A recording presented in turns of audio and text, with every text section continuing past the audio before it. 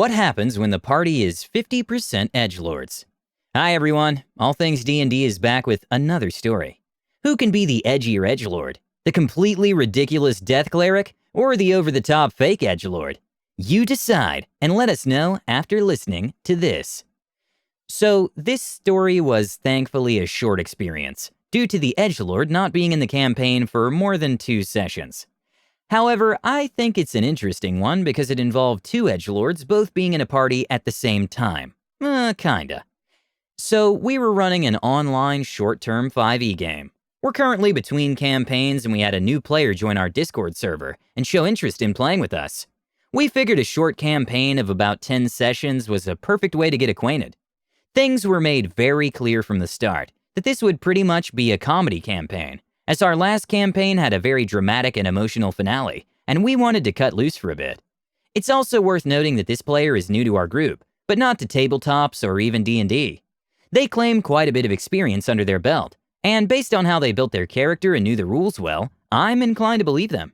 I mention this only because it seems so unbelievable later. There were 5 of us in total. Our DM, who I hadn't seen DM before, but they were a great player and turned out to be really good, throwing themselves into every character and 100% committing to the terrible but incredibly entertaining character voices. Me playing Skeebles, a goblin cavalier fighter who rode on the back of a blink dog. The blink dog was quite a coward and would occasionally teleport out of danger, leaving the rider behind. My friend playing Oliver was insistent on the pronunciation Olivier, a high-elf wild magic barbarian who believed themselves to be a powerful mage like the rest of their family. Our former DM playing Black Cane, a drow assassin rogue who wore a dark cloak and spent most of their time brooding. We were surprised by this due to the DM's nature and the comedic setting. We had never seen them play a PC either, so there was some doubt about whether or not this is how they normally played. Still, they had been an excellent DM, so we waited to see. The new player, on the other hand, we knew nothing about, but still seemed to have hit the cliché perfectly. They were playing Donek Mors, which is literally Latin for long death, a fallen Ozamar grave cleric who was an initiate in a death cult, sent out to hone their skills before becoming a fully fledged member. I think they played a cleric because we mentioned that a healer would be nice, but I don't think they ever did any actual healing. Despite our trepidation, we were excited to see what the DM turned player and new player had to offer. Session 1 begins, and we've been hired by a king to commit accounting fraud. That might not sound that interesting, but it was based on a really fun idea. The concept was that dragons were attracted to gold, so accountancy was an important role in any kingdom, making sure too much gold is never stockpiled at the same place. Our job was to destabilize a kingdom by sneaking gold into their royal vault. A reverse bank heist, if you will. It was important that we made sure no one knew that we did it, or they would remove the gold before the dragon arrived. Therefore, we made a plan to make the heist look like a botched assassination attempt on the queen. On the way there, we talked a little. Oliver and Skeebles became good friends quickly, bonding over stories of great battle that they were both lying through their teeth about, and trying to one-up each other. Donek was silent, answering any attempts to talk to her with dismissive grunts or one-word answers. Kane also seemed quiet, but eventually talked. In fact, once we spoke to them, they began to talk way too much. They opened up about their horribly complex and ridiculously tragic backstory almost immediately, and how they only desire to get revenge on a comically long list of enemies. Me and my friend pretty quickly figured out that this was an ironic stereotype and played along, laughing as we did so. A particularly funny sequence was Kane talking about how they drank poison in small amounts to become immune. Oliver and Skeebles both demanded to see this trick, and with edgelord confidence, Kane downed a whole bottle of his own poison. He spent the next few hours throwing up and trying not to cry. Unsuccessfully. Surprise, he's not a real edgelord. So everything was good, mostly. New player was still not really interacting, but we figured they were just getting their bearings and weren't yet comfortable with roleplay. Perfectly understandable. I won't get into the details of the heist much, but at some point we had to split up. Half the group would fake the assassination, while the other half would deliver the gold below ground. Donek made their first real character decision, and firmly insisted on being in the assassination team. All right, no problem. Skeebles wanted to fight the Royal Guard, and so chose to be in the assassination group.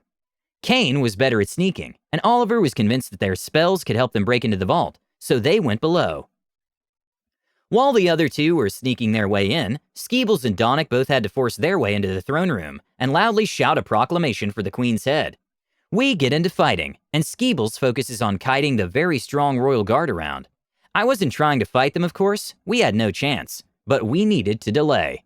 Donnic, on the other hand, had alternative ideas. Rather than helping, she allowed Skeebles to be a distraction as she rushed at the Queen. She used her Path of the Grave to give the Queen vulnerability, and then next turn tried to cast Inflict Wounds on her. However, the Queen has royal mages, who counterspelled it and started battling the cleric. Skeebles was getting ready to run soon, but wouldn't leave their companion behind. He kept shouting that it was time to go, and the plan had failed. Donnic was not leaving. In fact, they weren't even fighting the mage. They were focused on trying to kill the Queen exclusively, which led to the mage putting them down quickly. Skeebles ran in to help Donnic, but got surrounded by the guard and abandoned his dog, who ran out of the palace. We were captured. Now, that was dumb, sure, but it wasn't unsalvageable. We were only captured, and the actual gold delivery had worked without detection. Now our companions just needed to rescue us before we were forced to spill our secrets. Session 2 starts with Donnic and Skeebles being placed in a dungeon below the palace. Skeebles' dog finds the others and manages to indicate that something has gone wrong. They use her sense of smell to locate them and sneak back into the palace again, making jokes about the security as they go. They locate us and there's a rescue, which was fun, but I won't go into details. Finally, we're out. Time to go back and report to the king of the opposing nation that it all worked. So we're set to leave the city after a night's rest. That's when Donnic disappears. As our characters sleep in an alleyway, since taverns seemed like a bad idea, Skeebles is actually quite at home, but Oliver hates it. Kane says it reminds him of life as an orphan after he lost his second family. Donnic sneaks away, us all failing our perception rolls to notice. We awake to the news that the Queen was attacked again by the same assassin. This attempt apparently went even worse, unsurprisingly. The would-be assassin was due to be executed at midday. Now, logically, the crew should just abandon her. She's clearly a liability, and with upcoming execution, it seems like the Queen wasn't bothering to interrogate her. But we didn't want to just abandon our new player. So we were struggling between what we wanted to happen as players and justifying it as characters. As we were discussing this, Donnic's player speaks up and gets very angry. She demands to know why we won't save her. We ask why she ran back in again. She says, "Because you can just save me when I fail." We notice she doesn't seem like she regrets her actions and ask her if she plans to attack the Queen again if we rescue her. She answers with a yes. We ask her why, in the name of whatever death god she worships, she finds it so important to kill the Queen.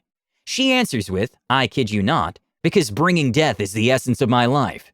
We go, "Okay then, we're not going to save you if you'll just get yourself killed intentionally." She says several unfavorable things that I'd rather not repeat, and promptly leaves the server. Thankfully, we didn't have to find a way to kill her character since it was literally already scheduled. The party attends the execution out of amusement, and we make perhaps too many jokes. Particular favorite of mine is Oliver stating, right after she's decapitated, looks like death was the essence of her death as well."